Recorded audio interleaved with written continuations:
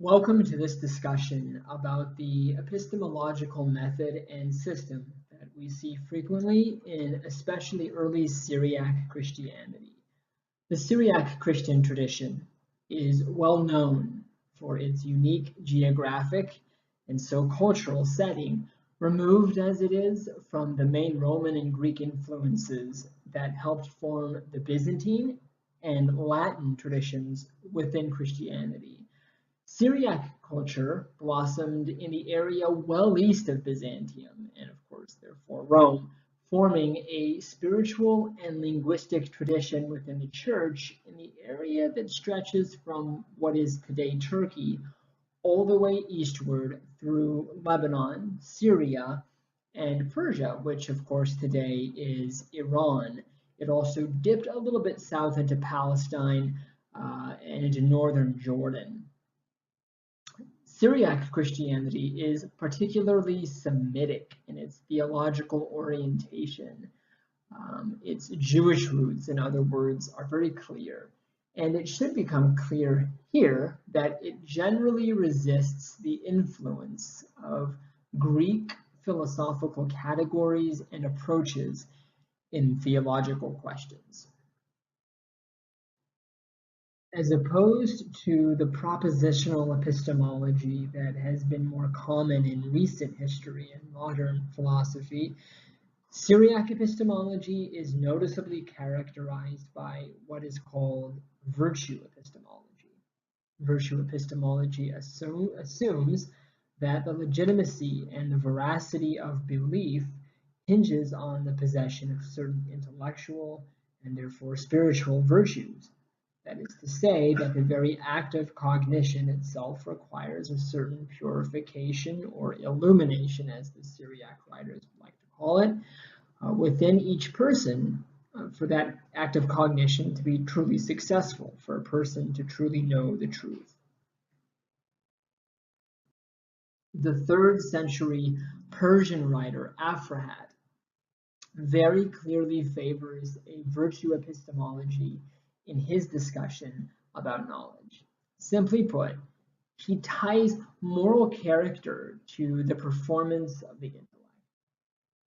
A mind, Afrahat suggests, that is devoid of the presence of God is one that will inevitably fail to operate in an epistemically optimal manner. There is something notable about this argument, by the way.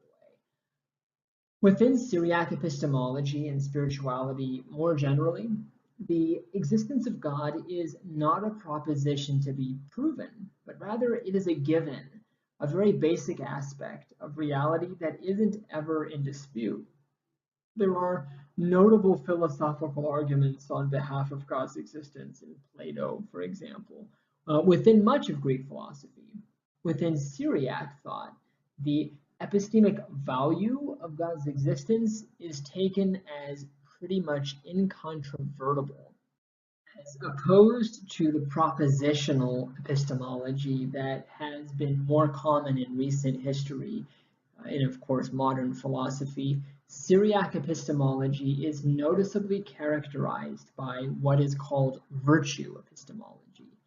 Virtue epistemology assumes that the legitimacy, the veracity of belief hinges on the possession of certain intellectual and so spiritual virtues.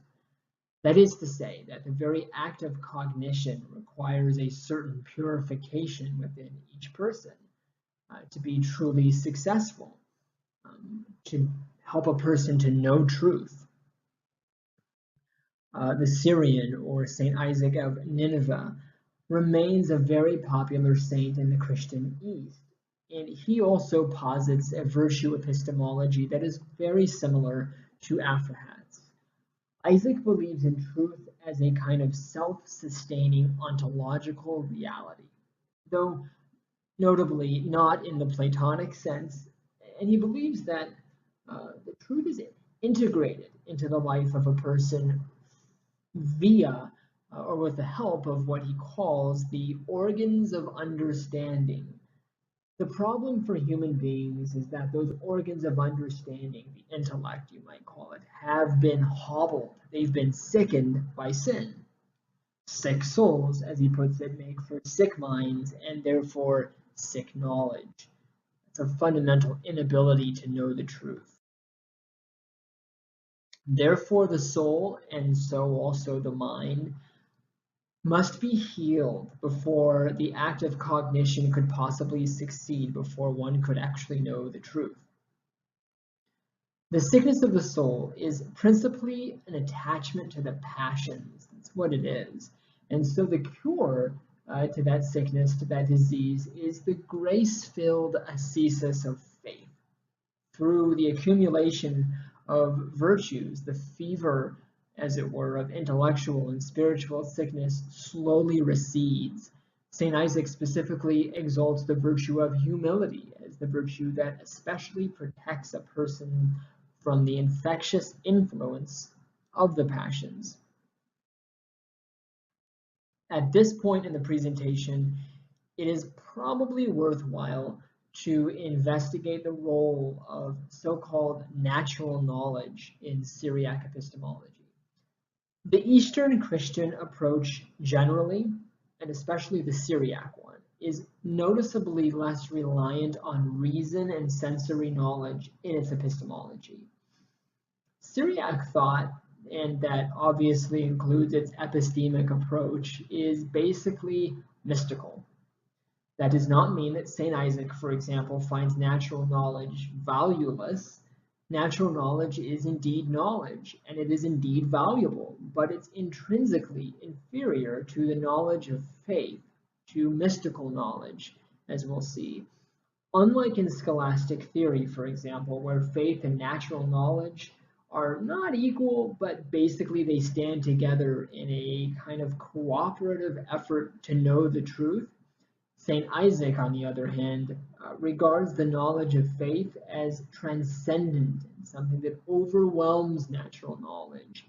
And so that's in part, I think, why he suggests that natural laws do not exist for faith. Faith is a new way of seeing, of believing, of knowing. It is integral, which means that it fills every nook and cranny of human existence and constructs an entirely new epistemic framework by which man can and should live. St. Isaac puts this very succinctly in this vignette from his ascetical homilies. What is knowledge? It is the perception of eternal life. What is eternal life? To perceive all things in God. For there is nothing that can compare with the delight of knowledge of God. Knowledge for St. Isaac is a way of seeing in and through God, and is extremely incomplete and limited when attempted without the proper ascesis of faith.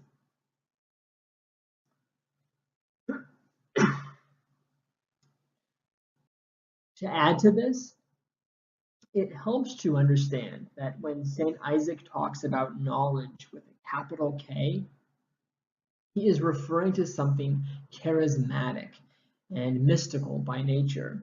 Mystical knowledge is creative and transformative, taking natural knowledge and the various aspects of human experience and the human person and enabling them, each person, to see things as they truly are, which is ultimately as they are in God.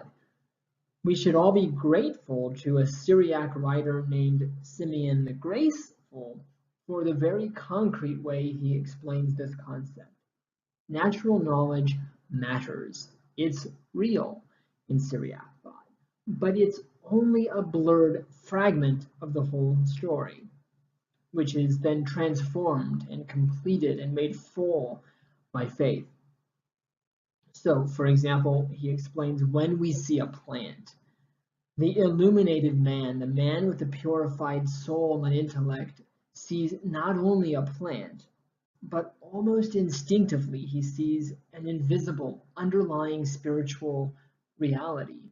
He sees the spiritual nature of reality. he doesn't see merely food or medicine, but rather he sees the marvel of God's creative hand and the union of man with all of creation in a tapestry of grace-filled beauty designed and cared for by a loving creator.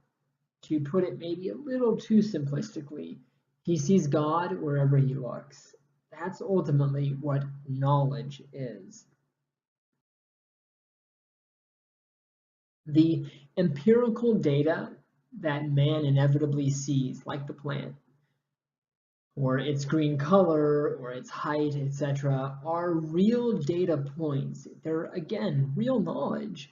But mystical knowledge takes those data points and integrates them so that a person can see things in totality. Again, as they really are in a fully mystical sense. He sees things, as it were, on a phenomenal level. Although it has been cheaply taunted with accusations of Gnosticism, Syriac epistemology is emphatically not Gnostic, nor is it a kind of primitive type of what would later be called radical idealism. Syriac thinkers actually embraced physicality, corporality, even carnality, in the same way that Simon the Grateful embraced the plant that revealed God's creative power. Physicality is real and valuable precisely because it is a kind of epistemic window into the mystical knowledge that every person should want to have. But trying to understand physicality without reference to the greater reality of God is considered folly. It's like settling for a blurred peek at reality when a dazzling panorama exists for one to see if only they're willing to go deeper to see it. There is a real sense in Syriac thought in which the body, for example, is the primary battleground in a person between good and evil. It is where ascesis is fought and won, or lost, as the case may be. And so it's very meaningful. It's important. And Syriac epistemology firmly rejects any kind of mind-body dualism. Indeed, Saint Ephrem, who is perhaps the West's most well-known Syriac writer, and also he is a doctor of the Church, argued that sense perception and bodily experience were actually necessary for our knowledge of an encounter with God in eternity, much less here and now in the world we live in. So how exactly should sense experience, reason, and physicality be viewed within the broader framework of Syriac epistemology and its emphasis on mystical knowledge aided by the attainment of virtue? So physicality is truly necessary, but it's also deeply limited in its truth-bearing capacity. It tells us something without which we may not be able to know the truth. And so it's important, it's very important, but it only tells us something. And certainly it does not tell us everything. To see the totality of things, to see truth, a person must experience a purification, a healing of the intellect through virtue and the progressive growth in mystical knowledge of God that allows one to truly see with the knowledge of faith.